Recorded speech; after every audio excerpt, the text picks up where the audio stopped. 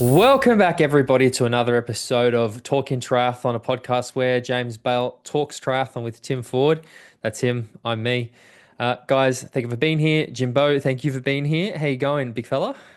Yeah, not bad. Not bad, mate. Not bad. Life is good. It is 10 to 6 in the morning. I'm getting used to this reversal that we've done where I do the mornings and you do the evenings and my body clock's not quite used to it yet. How are you doing? I want to start with a question for you this week because it was something that's been discussed. And no, I'm not going to ask you, could 100 men beat one gorilla? Because that's been everywhere I've seen it. But Fuck everybody. in the UK, if somebody says champ, is it a put down? No, not at all. I say it a Okay. lot. So, Why would g'day, it be? champ. Oh, What are you talking thanks, about? champ. Yeah, So yeah.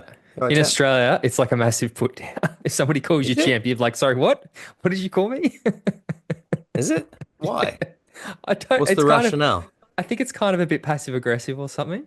Oh yeah, champ, good Was one, it? champ. Good stuff, champ. Like it's a little Oh, bit right. like, Okay, kind of. yeah. Okay. All right. Well, No, no, it's not. been one that I think then that's why I wanted to ask because I don't think it's like everyone in Australia is like it's a bad thing. I think it's just it's starting to go that way. And because I thought about it, I'm like, I think I've called people champ in the past.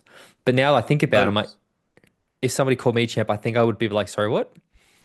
So, Interesting. um, Well, no, interestingly, it's something I use actually almost daily for people I work with and and work alongside and know. So, you so know, they're all maybe everybody in your office hates secretly it, seething at me. but it's like, fuck, this James Bell guy's always called me champ. I really can't stand. I did notice I have now that I've been to a few sporting events with you, and this again is absolutely not a put down. I actually quite like it. I've noticed a term you use a lot when you're cheering for people is legend. Yeah.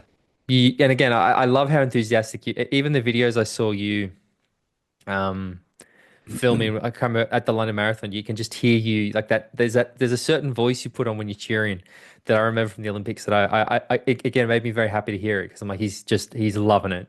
He's loving what he's It's seeing right now. it's to protect my vocal cords voice, mate. It's a voice that comes Ah, from my it's stomach rather than my throat. that's why he is the sexiest voice in the sport of triathlon, I There you suppose. go. So There you go. But I wasn't doing any cheering this weekend, mate. I ran the Bristol Half Marathon myself, so tell us about it. that was my weekend. Just me and a bunch of people that I've worked with over the years went and ran the Bristol Half Marathon as a group, and it was good fun. It was hot. It was 24 degrees. It was a hot day, man. Okay, 24 degrees is a hot day. Yeah, cruised round relatively comfortably, I would say. That's interesting. Interesting. How was your Interesting. weekend? That was my week. Like cursed. I'm having this thing where so it's starting to get cold in Australia. Like again, unfortunately for us, it's getting 24 degrees, which is too cold. And every weekend when I go for my bike ride, it's raining. So on the weekend, so Saturday actually, my wife graduated for MBA on Saturday, so we took a day trip up to the university, which was great. Congratulations, Des. Weather was stunning, and I thought, oh man, really could have gone for a bike ride today. Like perfect weather for it. Get back to Sydney at like 6 p.m. that night, and it's just a little bit like tiny bit of rain. I'm thinking, oh, I've got a 4 hour bike ride to do tomorrow. That's not good. Wake up in the morning, and it was a bit drizzly, but it looked like it was going to clear. So at about 10 a.m., it was clearing. I'm like, okay, I'm just going to give it till 12. Go middle of, easy to go for a ride in the middle of the day. The sun will be out, it'll be dry. Great. It's still a bit overcast. I'm like, no, I think that you could see the blue clouds. So I'm going to risk it. So I start riding. It's dry and there's a bit of spit, but I thought, no, should be right, should be right. Until about 40 minutes into this ride, it started just everything was wet. And I'm thinking, oh, well, I'm out now. Maybe. No. So about an hour into it, I just said, I'm not doing this for another 3 hours. Turned around, came home, finished my 4 hour ride on the trainer. Absolutely miserable. Just going, I have really regret my life Yeah, choices. that sounds like it sucks. I didn't think it rained very much over there. Fuck, Not this time this time of year, it's all it does. And it's honestly, this is what I mean. It's like lovely weather Monday to Friday when I can't ride because sun doesn't come up till 7 a.m. and goes down at 5. And then you get to the weekend and it's like perfect riding day, not rain. So I think sucks. was it last year during winter, there was something like 8 weeks or 12 weeks in a row where I had to ride indoors every single weekend because it was raining. It was And you're horrific. not going to get much sympathy from me on this. You know, we Because have 9 months of rain. a I year. mean, you also choose to live in the United Kingdom. I do not see anybody holding a gun to your head. So, I was born here. exactly. My ancestors were also born there, and they said, "No, we don't like the rain. We're going somewhere where the weather's better." And here we are. So, yeah. Anyway, yeah, I don't know what we're talking about. I know what we're talking about. If you guys enjoy this podcast, as so many of you do, thank you to everybody who sends the nice messages and stuff. You can head to patreon.com/talking triathlon. Sign up for $5 a month, gets you access to our monthly bonus shows, gets you into the WhatsApp group, the Strava group. I think that's the main things, but the conversation is going off. We discussed the big topic of discussion in the WhatsApp group today was Sam Long's post St. George 70.3 video with some very different opinions. But give an example of how the WhatsApp group goes, James. You can probably chime in on this as well. I don't particularly watch a lot of triathlon social media, like YouTube videos, but I heard everybody talking about Sam Long's video, and I thought, okay, I'm going to check out what they're talking about. So I sat down and I watched Sam Long's YouTube video, and we'll discuss that later, I think. But it's a good way, I suppose. It's a good way of keeping up to date with what's happening. It's really good when there's races happening, people talk and commentate and give their Yeah, thoughts and and stuff. it's So a that's it's good. a very good filter, I think. It's a filter of what's worth going and having a look at and what's not. Because like you, I don't watch a huge amount of triathlon YouTube videos and things because I like to get my news from elsewhere and have then like an unbiased opinion on here. But every now and again, that little community, the WhatsApp community, will identify something that's worth going and checking out. Exactly. So head to patreon.com/talking triathlon. That's how you get into the cool group. Jimbo, plenty has been happening. Plenty is happening. Plenty is to happen. I don't even know if that makes sense, but where should we start this week's triathlon talk? I wanted to start with Scott Derue has come out and given a bit of put a bit of meat on the bones as to why they've decided to unsplit the Kona Nice World Championships and some of the reasons behind that. Because we did a lot of speculating a week or so ago when the news was announced, and we talked through it. But he's come out and there's some quotes here. He said when he decided to split the races, there were two reasons why they did that. First is they had all these deferrals from cancellations after COVID that they had to go to essentially 2 days of racing to accommodate all the deferrals.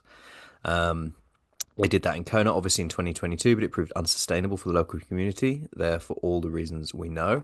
And so when they split the locations between Kona, and if you're going to do it outside of Kona, it's Nice. The history and the legacy of Nice with regards to the sport triathlon as the birthplace in Europe. It's an honest World Championship caliber course in a beautiful city. The second reason was their goal of growing the sport overall, and in particular, growing the participation of women in the sport. The hypothesis was that split races would help us do that by putting more of a spotlight on the women's race. But we found, but what we found is that we haven't been seeing more women coming into the sport. We were seeing more women exit the sport after doing the World Championship race, and so that led us to kick off an extensive an extensive set of research, which I thought was quite interesting. Yeah. I know that was it last week we discussed this? I think it was last week.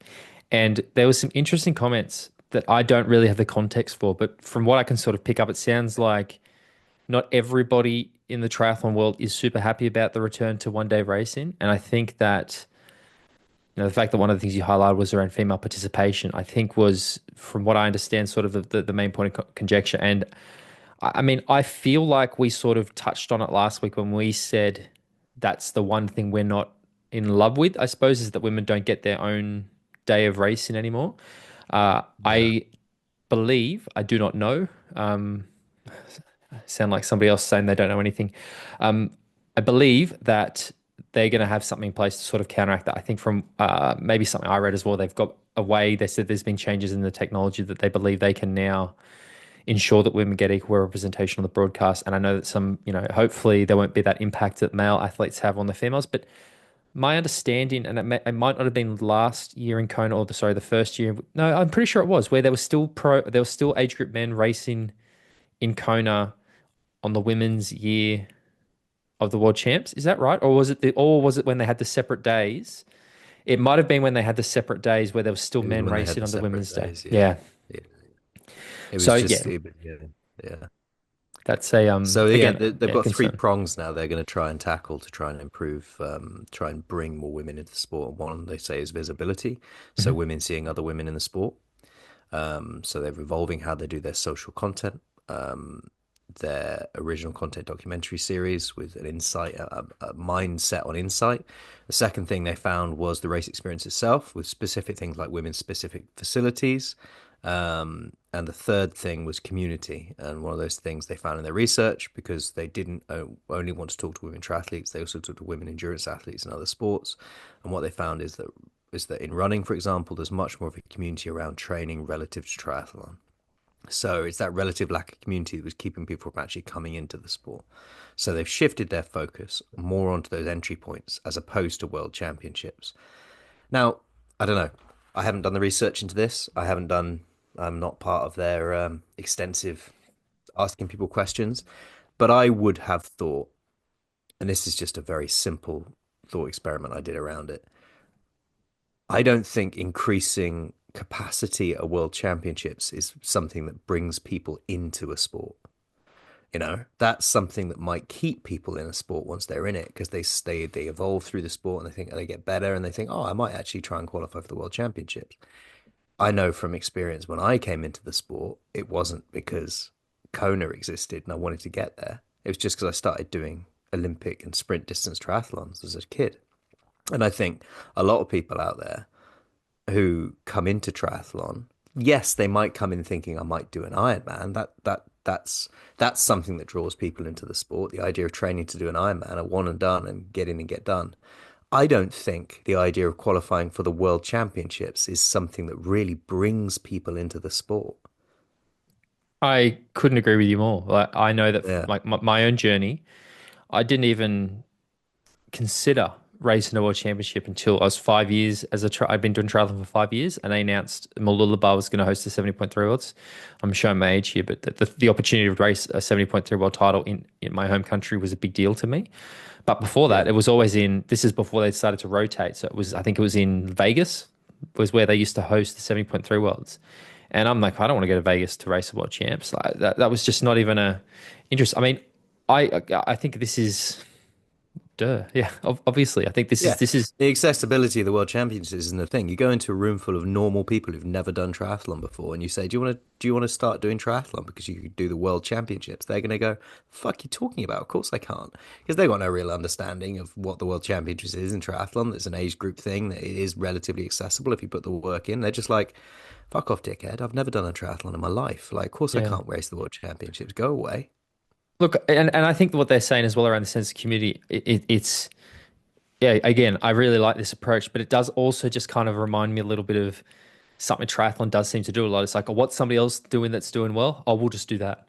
Like it does kind of feel a little bit like that to me because running's going through a boom at the moment. They've got these run clubs and everything's really popular.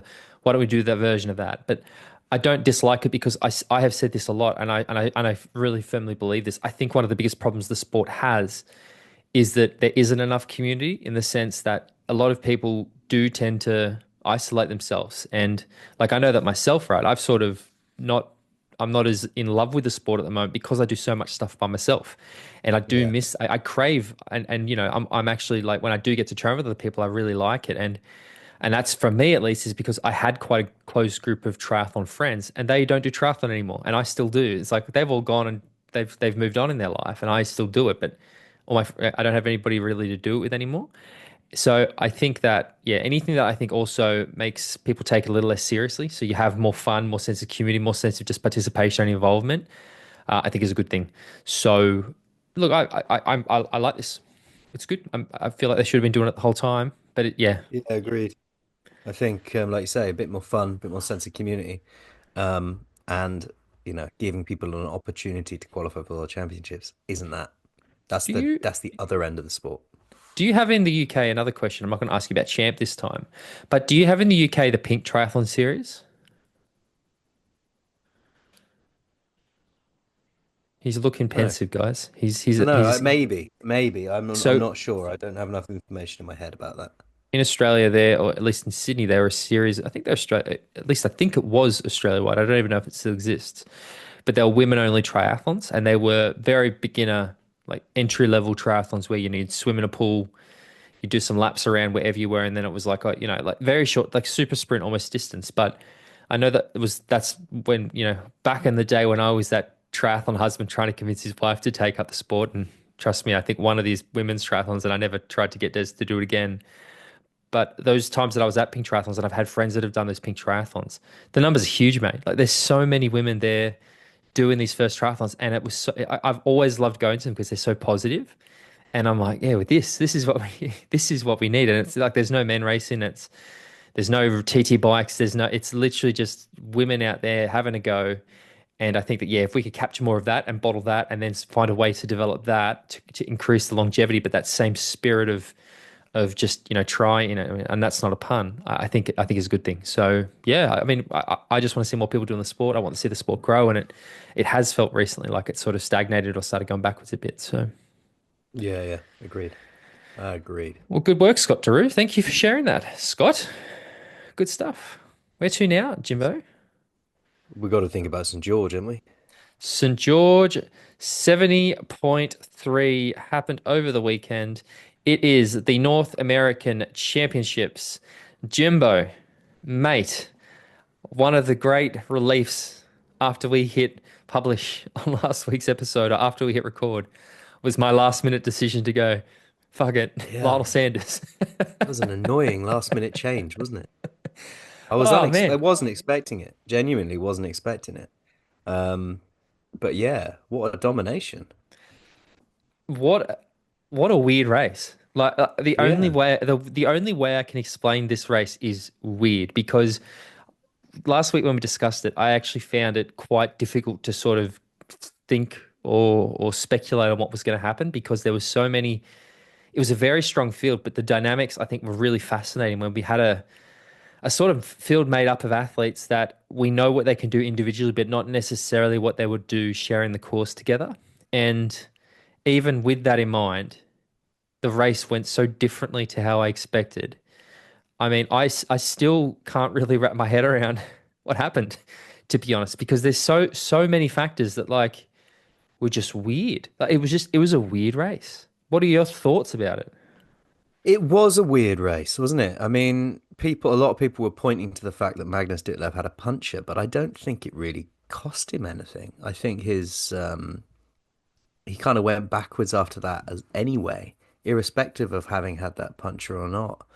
Um, it was a strange race, but one that almost from the moment Lionel took the lead on the bike, you could say he's got this. You could just sort of sense it from him. He was looking in imperious form, and and it was like the Lionel of old a little bit, and I really enjoyed watching that. I love to see him do well, um, especially like this because it means that he's not in a period of self-sabotage, and he's actually coming into the year with some form because he's had this perfect start to the year so far, with Oceanside and St. George, and I wonder how far he can go into the year being this good. I'm going to probably cop a bit of criticism, but from the second he put 30 seconds into Magnus, from when he passed until we saw Magnus, I think, get his first puncture, it was game over for me. I was like, okay, and the race kind of became a bit less interesting at that point, where I thought, like, this was kind of like a snapshot into my viewing experience for the race was shit. Lionel's not had a bad swim. Like that gap's, not terrible. Like there's a really good front pack. Or look how good Seth Ryder is. What the hell? How much time has Lionel already taken out of the leaders?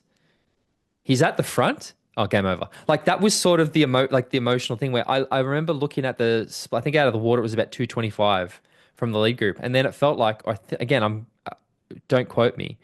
Within like the first 5K, it's like he took 90 seconds out of the leaders. Like he made it this, like he was just at the front of the race. He was just suddenly Yeah. he's behind Magnus, and I'm thinking, what the hell is that? The gap was how has he made up this much time on Magnus Ditlev, the strongest cyclist in the sport, and then to not only pass him but then to drop him before the puncture. At least I believe before the puncture happened. I don't apparently he had two punctures as well. I think I saw, but yeah, mate. So like even I just honestly looking at it, like the gaps for the top 10.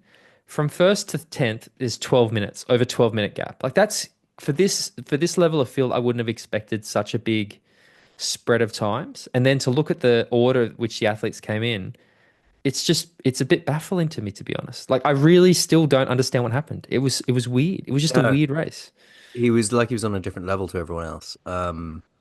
He like you said, he was 2:45 back coming out of the water, and then by the time he went up Snow Canyon, he was 1:43 ahead of first and second place. Um, he Mate, was just by um, 42.4 miles in, he was 2:42 ahead. yeah. Long was up to third at 2:48. And then he set a bike course record of 1:59.57. Like even just looking at the runs, right? The run splits. Sorry, no, he set a bike course record of. Has he sent a bike course record?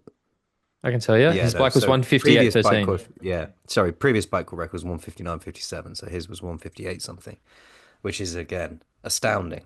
So the man's flying. But it's like even just look at the run splits, right? So to win the race, Lionel ran a 1:11.49, average of 3:23 pace. Sam Long in second, who got off the bike, I think about 3 minutes down, roughly, Yeah, 1:11.30. So he only ran 19 seconds faster than Lionel.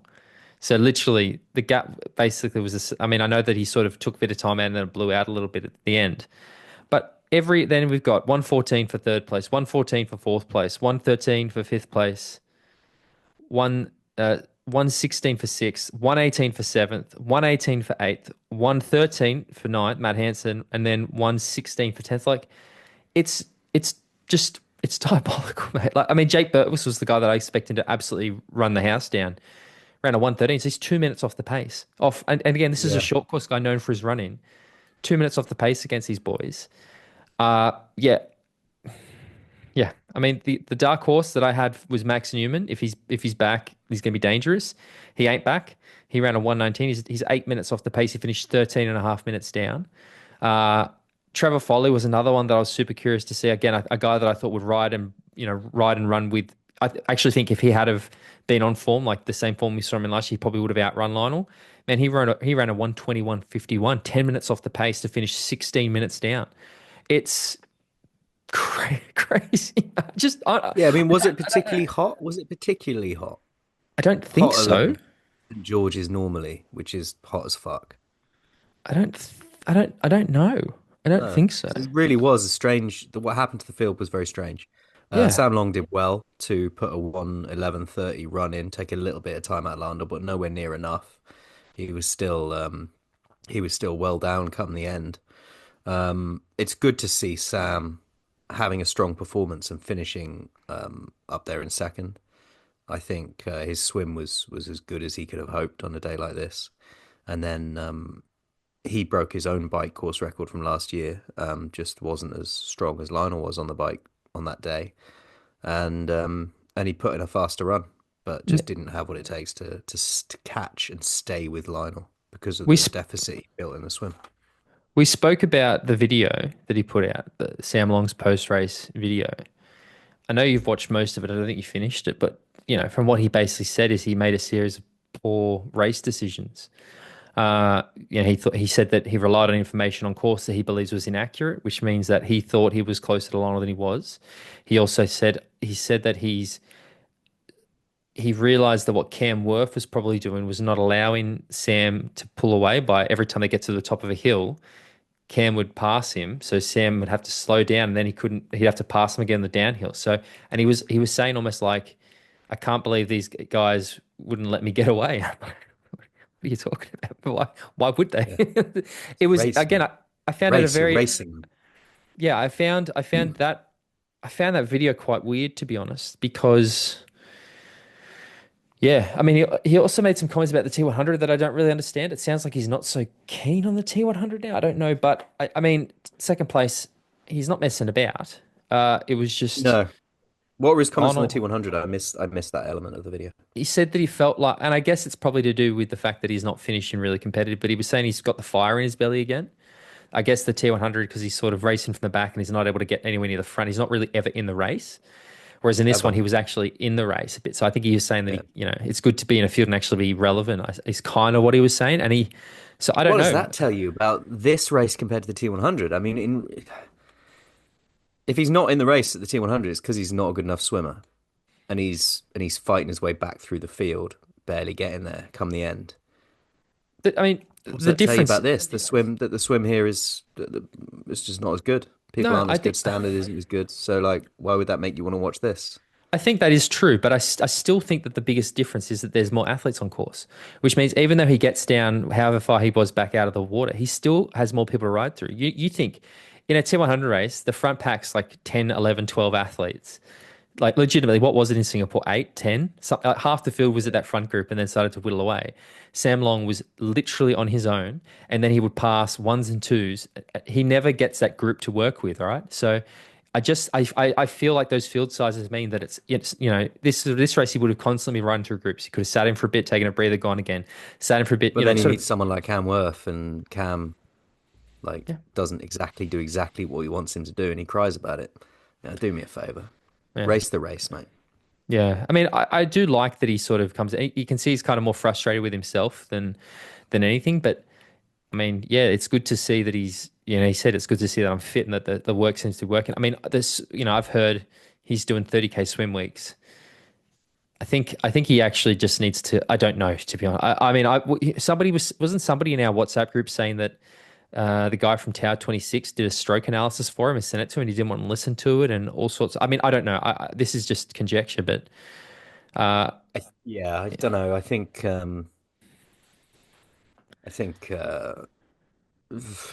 mean, as a swim coach myself, very difficult to improve someone's swim at that Did you? age to a degree, to go from this deficit to no deficit. They're very difficult, very difficult, difficult, difficult. Oh, I'd struggle. I would probably be like, mate, just really focus on limiting your losses and becoming an amazing bike runner. Well, it sounds like he was saying that he actually thought he could have, but he got stuck in a group that then if he what he was saying was he was in a group and then the gap started to open and so he thought I need to go around to try to go with the group, but people were fighting him to prevent. He said that they saw his swim cap, so they knew it was Sam, and they didn't want to let it happen. And I thought, I mean, yeah, I get that, but also I don't know if I would. I suppose if you're an athlete and you know that Sam's such a good bike runner, you're not going to not want to let him get ahead of you on the swim. But yeah, again, it's just I like he mean, said, yeah, it's how racing. do you fight somebody in a swim? You just swim a bit faster than them and get away. I mean, open water swim can be a little bit Can be hectic, a we little know. bit dicey, yeah, but there's only so much clashing of shoulders and arms that can go on. If you can get away from somebody, you can get away from somebody.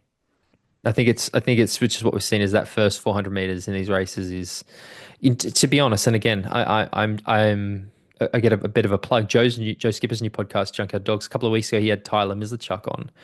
We both know Tyler really well, and it was really interesting to hear them talking about the swim dynamics in short course versus long course because Tyler's a front pack swimmer in WTCS, and he was in the Singapore race. And to hear how Tyler talks about that, how important that first couple of 100 meter swim is. Same with when he had Johnny Brownlee on last week, hearing about how it's literally just absolute VO2 max for the first 300, 400 meters of a swim, and then things start to settle down. I think is it's not necessarily always replicated in middle or long distance, and that's probably why we see these short course guys do. Naturally, they're better swimmers, but I think the actual way that those short course swims are raced is a little bit different to middle and long distance racing, where obviously a 4 kilometer swim, you're not going to go out and do half a k at threshold, or sorry, at VO2 max. So yeah, I don't know. I don't even know what I'm trying to say with that. Do you want to talk about the women's race? Yeah, man. Yeah, man. How did you find the women's race? Just again, like Paula got to the front and it was game over, really, wasn't it? Like, Yeah, I um, mean, we both made this prediction last week on the podcast that Paula Findlay was looking to be the one to take advantage of recent form and take this race, and she really did. It was from the start, wasn't it? Really? yeah, like I mean, no, it was probably. I think she got to the front of the race about halfway through the bike. Who? It was Pamela Oliveira, I think, who was on the front of the race for a fair chunk of it. I think she was, first out of the water. Sorry, Victoria Lopez. Sorry, that's a bit of a Yeah. mistake on my part. Victoria Lopez Lopez. took the swim up. Did she finish? No, she didn't finish. So she withdrew on the run. But she was up there. I think she was leading the race until I'm just going through the timers now. 41, 47. Yeah, so until about halfway through the bike, she was in the lead, and then Paula's passed her. And then so if we look at that, between 47K or 29 miles, Paula was a minute 38 back, and then 68 kilometers or 42 miles, Paula was 2 minutes 10. No, yeah, it was 2 minutes 10. No, they're together. Same gap. Okay, Victoria Lopez was then with her. No, they rode together. So they got off the bike together, and then she just pulled out on the run. Yeah, it's So from the start of the run. Is pretty much yeah, what I meant when I said from yeah. the Sorry. start. They And ran a then transition together, and yeah, then Paula just took control on the run, and it was 3 minute. Lopez tried to catch her to begin with, but Findlay just took control then, and it was game over.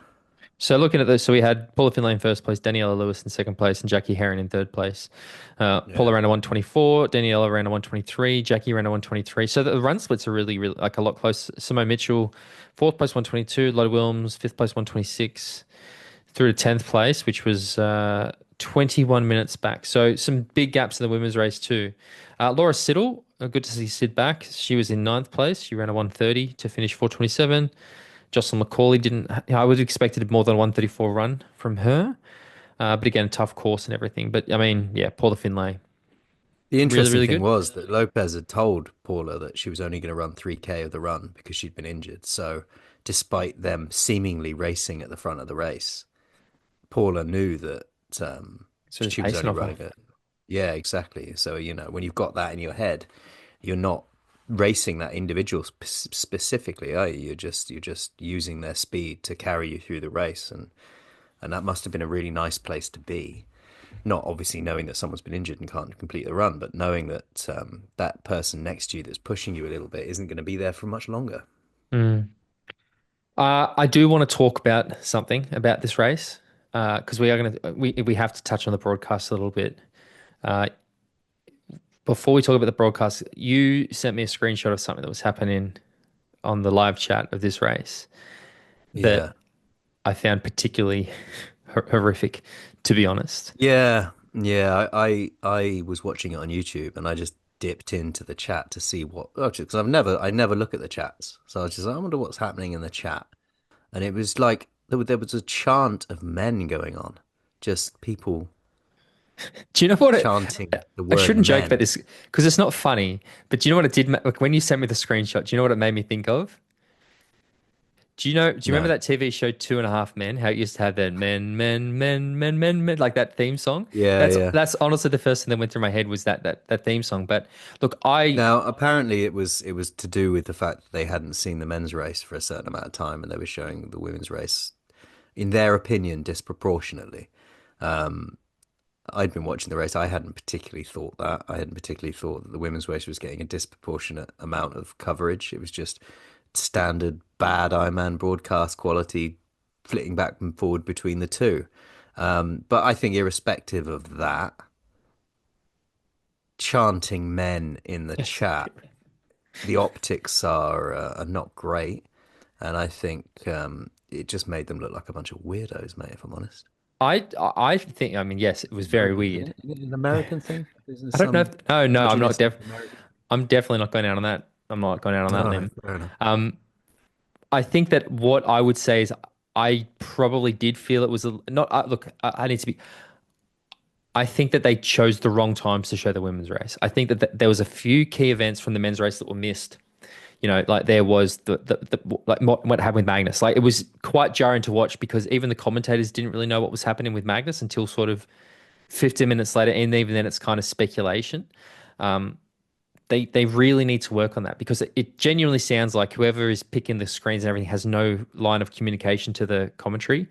So the commentators don't get any say in what they're seeing. They're literally just commenting on what, like they're, I guess, seeing the same stream we are, and they're just commenting on what they see. Yeah, So it's very disjointed, all of it. Even the fact that the commentators aren't in the same place creates a disconnect and a disjointedness to it. The fact that it seems that whoever's choosing the pictures, like you say, as isn't particularly listening to the commentary, isn't really paying attention to what's happening on the race. Maybe hasn't a huge amount of expertise on what is important to see on the race or not. They're just feeding images in. The commentators are then commentating on those images, and it creates a very disjointed experience for everybody. Daniela Reef was one hell of an athlete, but man, she has no business commentating. No, It no, was no. This is much like we said about Crowe a few weeks ago. yeah. Crowe has no place in a commentary box unless he's going to take some sort of stimulant. And Daniela Reef, similarly so, I'm afraid. Hell of an athlete, awesome person, awesome human being, someone I look up to in the sport hugely. But where's that enthusiasm? There I'd wasn't any, like to, was there?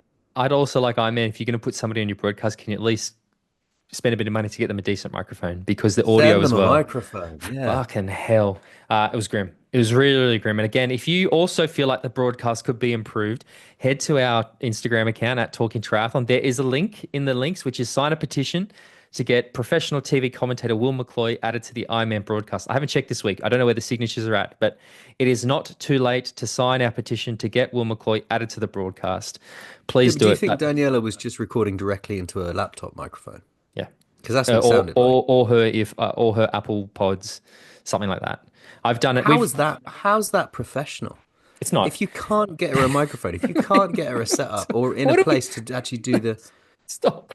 What are you talking? It's Iron Man. Like I know, but you're either a TV broadcast entity or you're not. and How they're do they not. I think sleep this at night? this proves that they're not. Come on, like honestly. Yeah, It's yeah, I think the thing is like I know, for example, that Will commentate Super Try when he's not in the UK. Like there's been times where, or Will's been there and Chris has been somewhere else, but they won't just do it at home. They will then put them in a professional studio to commentate to make sure that they've listened to the totally. right. Yeah, with Like, with all the correct stuff. But you've also the difference in that is that then you've got a proper production team on the ground who are choosing the mm, moments of the race that you need to see. It's not easy, it's not easy being in that environment, and sometimes things get missed. But with Ironman, it feels like it's just a toss of the coin. Or what should we be looking at? What shouldn't we be looking at? you know, I look, the chant of men just freaked my brain out a little yeah, bit. I could it was understand people being frustrated with the broadcast. I just don't think that's not the way to go about putting your protests in place. Yeah, I mean, the other thing I just want to say is we were at the sub seven, sub eight. I was part of the broadcast team loosely, but like I was the person picking the highlights and stuff. But you think about that TV area they had set up. There was probably just from the crew, excluding the commentary, there was probably 30 people in there. There was Yeah. more people for the broadcast than the entire event. There was more people there to organize the broadcast than there were for the rest of the event put together. And I think that's why we Totally. saw the broadcast so good. But yeah, sign our petition. We're going to keep doing this every week until something improves because it's just grim. It's so bad. It's really bad. Like, I man, I'm yeah, I'm not enjoying It it. really So drives you away from it, doesn't it? It drives you yeah, away from wanting to enjoy the sport because when the commentators sound like they're not enjoying it, why should I be watching it? imagine the day where they put Crowe and Daniela together. Oh, you can't just because somebody has achieved greatness in the sport, you can't assume they're going to be good at another job. It's like assuming just because somebody owns a really successful car company, they'll be good at politics. It ain't real. Correct. Let's move on to the next thing we are going to discuss, which I believe we just got a bunch of race previews now because there's a few races happening this weekend. And I feel like I'm going to pick this time, if that's okay with you. I think we should talk about the Challenge Championship, which is happening this weekend at Bionic Sphere in Slovakia. Are you excited for the championship? As of 25 minutes ago, when you mentioned it, and I realized it was happening. The challenge championship is a very, I mean, it's a staple of the triathlon world. It's a race that will happen, and it'll be interesting to see who wins. We don't get the most stacked fields going there. I have been there on site when the race is taking place, and it is quite a cool environment to watch a race. It's quite way out of the town, but it's a very smart sporting facility. There's lots of lots of options there to go and watch and enjoy. But yeah, no, the Challenge Championship doesn't float my boat particularly. What about you, I've mate? Are you excited? there's enough, and I'm not trying to be unkind here. I think that the men's race is definitely much more exciting than the women's race. Like I'll just go through some of the women's athletes that are of note. Alana Siffert, Sarah Purcell. Anytime Sarah Purcell lines up, I'm always curious or interested. Agreed. Hannah David is on the start list, which is Hayden's partner. I'm not sure if she's going to race because obviously Hayden is recovering from his injuries. Plus, I believe Hannah's got a wild card entry for San Francisco. So I don't know. I don't know. Millen Agnew, who is Sam Laidlow's partner, Lottie Lucas. And then, to be honest, I'm not really recognizing too many other names. Uh, so again, I don't. I think Sarah Prasal will probably win just because she's one of the other names I really recognize. However, the men's race has got some names on it, and the first thing that is of note of this race, and one of the athletes I'm going to mention, is this is Richard Varga's last pro race. So many people Is will it? know I Richard didn't know that. Varga, hero of short course. Was a key part of the success of the Brownlee brothers. That even though he didn't race for Team GB, he was part of their team, sort of, pulled them around the swim. But from all reports, the greatest swimmer in triathlon ever. Like, the man when it comes to swim. So it's his last race. As a result of that, Johnny Brownlee is also on the start list to race with him. But in terms of the men's race, we've got Frederick Funk, Justus Nischlag, Christian Hogenhag, Richard Varga, Johnny Brownlee, Kieran Linders, Tom Bishop, Harry Palmer, Jesper Svensson, Henry Skuman, and they're probably the names of most interest to me just going through it. But like, I think that there's a Isn't few there a decent. Rico Bogan there as well? Is there? I can't see that. No? Okay. I don't I think just so. thought I heard. Okay. No, I can't Well, it'd see be that there. interesting to see. I mean, good on Richard Varga. What career he's had. Yeah. And it'd be a shame not to see his name on start lists anymore because he's a hell of an athlete. Johnny Brownlee, be interested to see where he's at going into this race. He's very hit and miss, isn't he, at the moment, over this sort of distance? He did come second at that Gran Canaria Challenge a couple of weeks ago, and from what I heard him when he was talking with Joe, is he was just happy to finish race without anything going wrong. So I think we're Wow. seeing him starting to transition more to long distance. And again, a big thing he said is he just wants to do races that he wants to do. So the fact is there means he wants to be there, which I think is a good thing. I think Henry Schumann, obviously with a grain of salt, but I think it's going to be fascinating to see where Henry is at. He was sixth last year at 70.3 Worlds. A lot of people sort of question some of those guys, the really good sort of, Henry, for example, very strong swim runner. There's been a bit of a question mark around his bike. The fact that he rode with Frederick Funk and then Hayden and Yella and all those guys in Topor, I think means he would be if Henry's in the sort of form that he's, got no more problems or injuries or anything, he's a threat. But then you got Frederick Funk, Justus Nish, like Christian Hogenhag, Johnny. There's some real names there. So I think the men's race in particular has the potential to be quite good. Do you want to make picks or not really? Or maybe just, I mean, I've picked Sarah Pressala for the win in the women's race. Who do you Yeah, think? Sarah Sala and why not? Why not a bit of Johnny Brownlee on the male side, men's side? Well, We'll see I'll go how that Henry. goes. I'll go Henry just because I'm biased. But yeah, so that's the championship. Again, we need to give Challenge credit. They do a lot. They are still doing a lot of positive stuff for the pros. I know that I've been a bit critical of them in the past, but I think that they have an important place. And this is, in terms of what they do, this is the most polished product. This and Roth are their two sort of marquee events. Uh, but yeah, there's actually a lot of races on this weekend, to be honest. So that maybe it's the timing, I'm not sure. But yeah, what else is on this weekend? What else do you want to talk about? Is it Ironman Lanzarote this weekend? I believe it is, mate. Now, this is interesting for a few reasons. Now, I do not believe we're going to see Sam Laidlow race in this race because he's on the start list, but I think he's already said that Challenge Roth is going to be the race that he tries to come back for. Uh, However, in the women's race in particular, there is one Lucy Charles-Barclay on the start list, who I'm assuming is trying to ratify her spot for Kona this year. So that's exciting. It is exciting. It'd be really interesting to see where she's at. I mean, obviously she's in fine form or has been of late. So once she's ratified, then we start to see that Kona start list forming, don't we? And it'd be really interesting to see how that develops. But I mean, she's an amazing athlete, and her form seems to have been pretty good of late. I mean, just going through, it's not a big women's start list, but you got Lucy Charles-Barclay, Maya Stage-Nielsen, Angela Nath, name I haven't seen on a start list for a while. That's sort of the main females. And the men's, Gregory Barnaby, last year's T1, I'm sorry, Ironman Pro Series winner. Sam Laidler, who I'm not expecting to race. Cam Worth, who I'm not expecting to race. Clement Mignon, the old Filet himself. Haven't seen Delay Filet himself. doing much for a while, so it'd be good to see what Filet does. If he's on, I think he could be very dangerous. Thor Bendix Madsen, he's that BMC Danish guy. I don't know if he's done an Ironman before, so that will be interesting.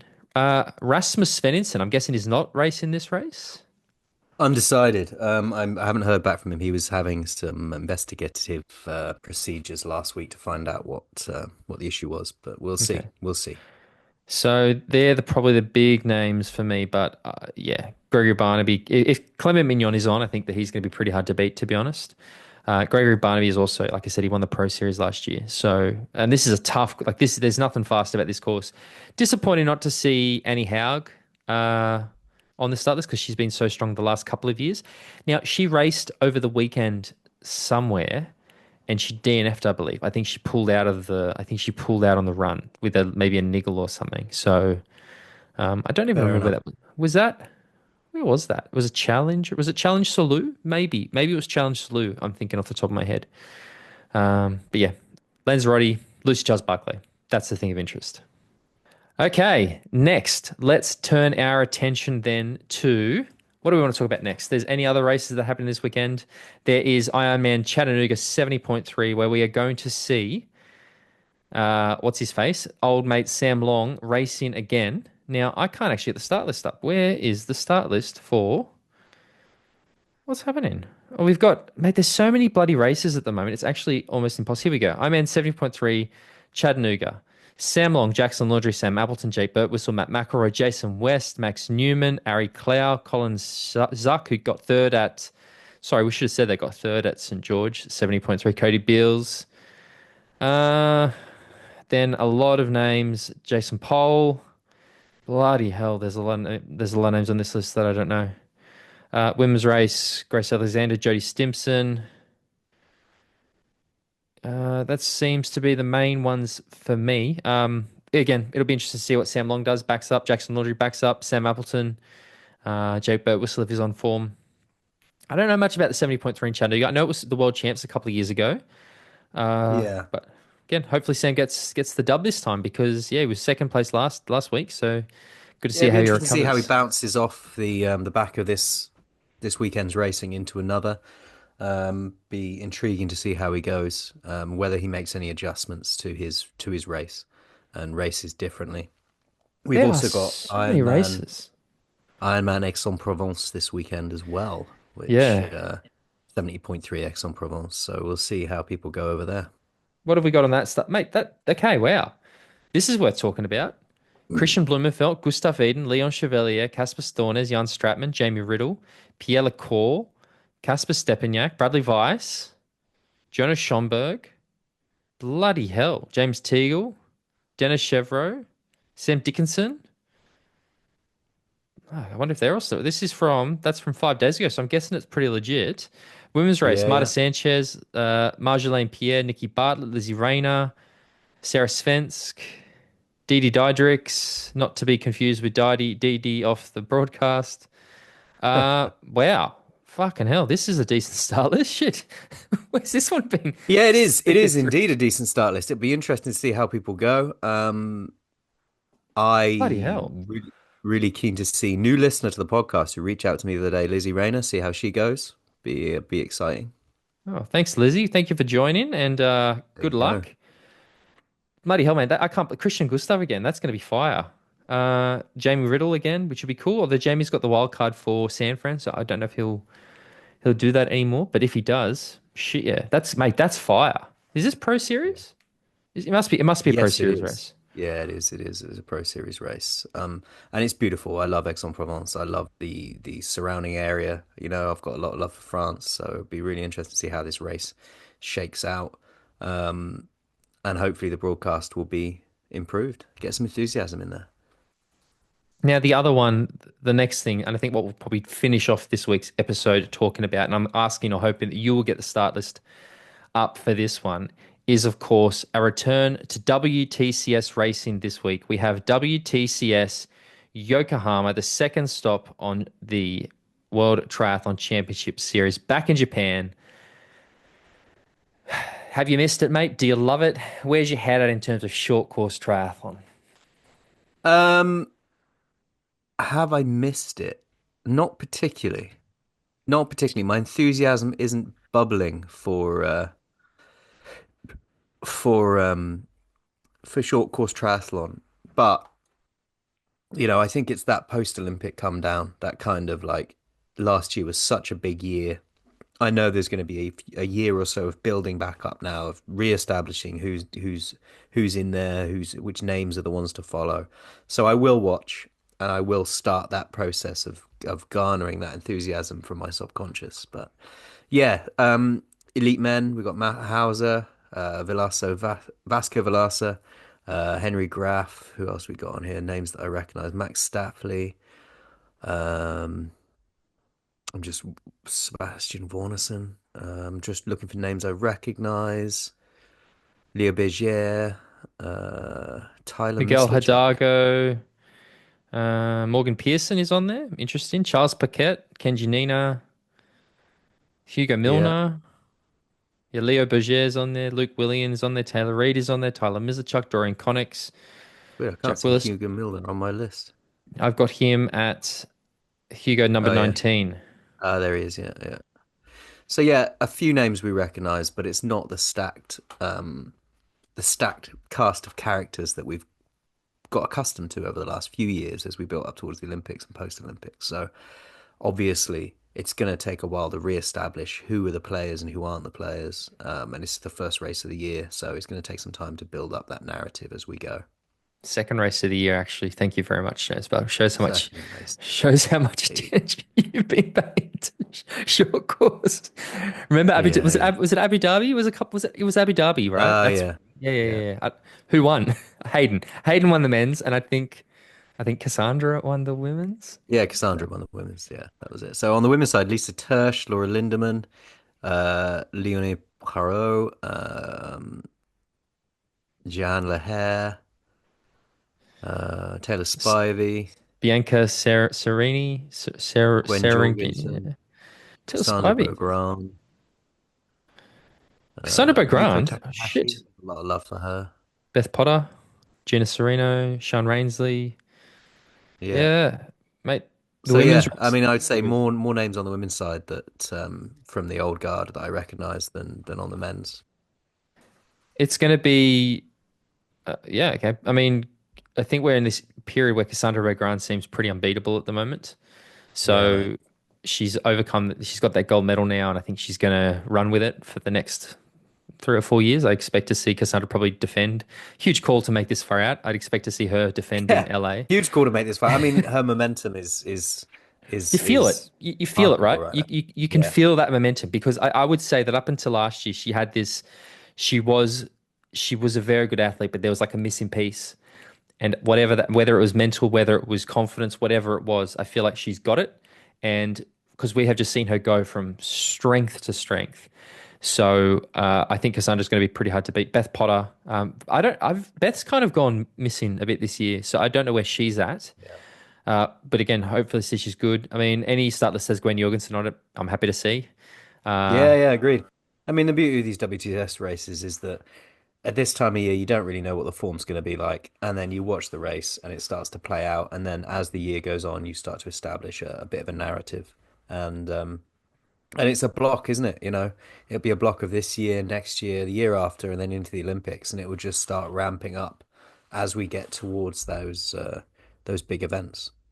I really like the Yokohama race, to be honest. Of all of the ones that keep coming back, this is a good race, I think. I mean, there's still plenty of things to be excited about. Looking at this women's race, we'll go back to the men's in a bit, but Jeanne Lahair, who recently made her 70.3 debut, I know has also kind of been on that precipice. She had a bad Olympics. I think she DNF'd the Olympics or she had something go wrong during the Olympics. So we never got to see her sort of bringing the goods. Bianca Serini, I'm sorry, I'm butchering that last name. She's been that sort of younger Italian athlete that is, such a strong swimmer and we're starting to see come through now. So, as these younger athletes age up, they're going to start to become threats. Tilda Manson as well from Sweden. Taylor Spivey, will she come fourth again? I don't know.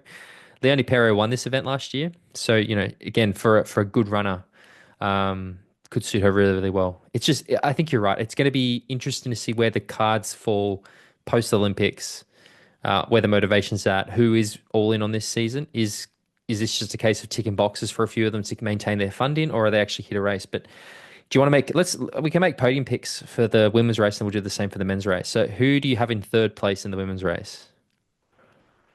Um, I just closed down on the start list, so I'm going to use my. Come on, mate. You're a student of the sport. I'm going to put Gwen Jorgensen in third. Well, I don't hate that. I don't hate No, that. Okay, no, no. I'm gonna go Beth Potter in third place. Fair enough. Second place. Jeanne Lehair. Oh, I love it. I love that for you. I love that you picked Jean here. That makes me very happy. I am going to put in second place Leonie Perrier. Fair enough. First place, Cassandra Beaugrand. Yeah, I agree. I think But Cassandra wins this quite comfortably. So that's the women's race. Men's race now. Well, let's put our pick. Now you probably will struggle a little bit more with the men's race, but uh, I think we're probably going to both pick the same winner. But who's your podium? yeah, I think so. Podium, third place, Tyler Mislawchuk. I love it. I'm also going to pick Tyler for third place. There you go. Be great to see, mate. Yeah, good on you, Tyler. Second place. Who's your second place? Was it Leo Thinking. Berger on there?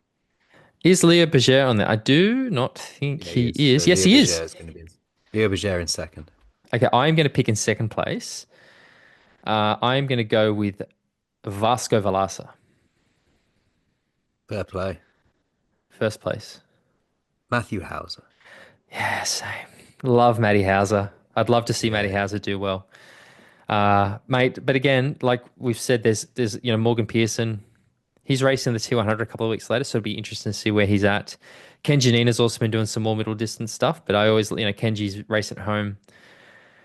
Hugo Milner, how much has he improved in the off season? Are we going to see him sort of go to that next level this year? It will be exciting to see. Uh, Anyone else? Dorian Connex, we don't really talk about a lot of these French guys enough. They're sort of there like, yeah, Dorian Connex probably has a bit of a point to prove. Chase McQueen.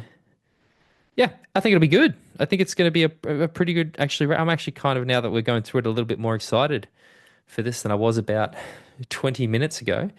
The last thing, do you just want to quickly touch on because it came out? Let's just quickly go over it very briefly. We'll just name them and then we'll do it a bit later. But the T100 Vancouver start list has come out, if I believe. Has it? Yeah. Has it indeed? I have not seen it. You know, Let's you have a look. you bloody said this before we hit record. You said the Vancouver start list is out. Did I? Yeah. I've It's got on it in front of me. Instagram. Let's have a look. It's on Okay. Instagram. That's where I do it mostly. Let's go to the T100 Instagram. This is how professional we are, guys. That Oh we yeah, literally there we just check go. the Instagram account. Vancouver start list. Men's start list: Martin Van Riel, Yuri Kulin, Gregory Barnaby, Antonio Benito Lopez, Sam Long, Mika Newt, Rico Bogan, Justice Neuschlag, Frederick Funk, Nicholas Mann, Yella Gaines, Jason West, Kyle Smith, Morgan Pearson, and Peter Heimerick. I've got the women's Go on start then. list. Kate Waugh, Lucy Charles-Barclay, Taylor Spivey, Ashley Gentle, Grace Theck, Julie Darren, Jess Learmont, Flora Duffy, who I actually saw it might have been removed. Or was that from San Francisco? India Lee, Lucy Byram, Ellie Salthouse, Laura Madsen, Paula Findlay, Taylor Nibb. It's cool. I mean, I my main takeaway from the women's start list is great to see Ellie Salthouse on there Yeah. planning to line up after her knee surgery and the rehab period she's been going through. So she must be making strides into feeling like she can run and race again. So great to see that. I think both are competitive start lists, and it'll be interesting to see how it plays out. On the men's side, um, Martin Van Riel, hard to beat. Haven't got Hayden, obviously haven't got Hayden on there because he's recovering from a bike crash at the moment that we mentioned last week. Hope that recovery's still going well. Um, and on the women's, you know, we haven't got Nib. Yes, we Oh, we do. have got Nib. Taylor Nib is on there. Oh, right. Interesting. I missed that. I missed that at the end. So this is the first opportunity to see Kate Woff take on No, Taylor Nib no, they're racing and each other see in what San Francisco in a couple of weeks. why am I getting so confused? I also get the two mixed up as well because I get it. It's a little bit. I'm still a little bit getting my wires crossed too. There's something about them. They seem a bit similar, and I think the start lists are a bit similar. And the fact that this has come out Yeah. a couple of weeks before, I find it all a little bit. I get it. Um, That's what's confused me. yeah, It's the offsetting of these announcements and the races that will happen next. So this will be the second chance we get to see Taylor Nib and Kate Woff race each other to underline whatever happened in San Francisco. exactly. So Brilliant. lucky us. Lucky us. Well, lucky you guys that you got through that with us. Thank you for your patience, Jimbo. If people want to find out more about Talking Triathlon, where do they need to go? Yeah, bear with me, everybody. I will get better at these early morning starts. It's only my second one. If you want to support the show, jump on at patreon.com/talking triathlon. If you want to follow Tim, it's at tford14 on Insta, and I'm at bale.james85 on Insta. We're also on Instagram as at talking triathlon. And if you want to join the Patreon group, you'll get access to the monthly bonus episodes and the social group and the WhatsApp group, which is a limitless source of interesting information. If you want to, if you're not part of the Patreon group and you're not in the WhatsApp group, you haven't got access to message and chat directly, then leave a message under a YouTube video, any YouTube video you can find, and we'll come and talk to you. Exactly. This week's Endurers is out as well. I interviewed Sky Munch, who has taken a bit of a break from racing to have her daughter, but it was a good chat with Sky. So if you want to check that as well, you can find the Endurers wherever you listen to podcasts. Jimbo, it is a pleasure as always. Thank you for an early start, and I will talk to you next week because obviously we're forbidden from talking unless we're recording. So this time next week, we'll talk again. Cheerio, champ.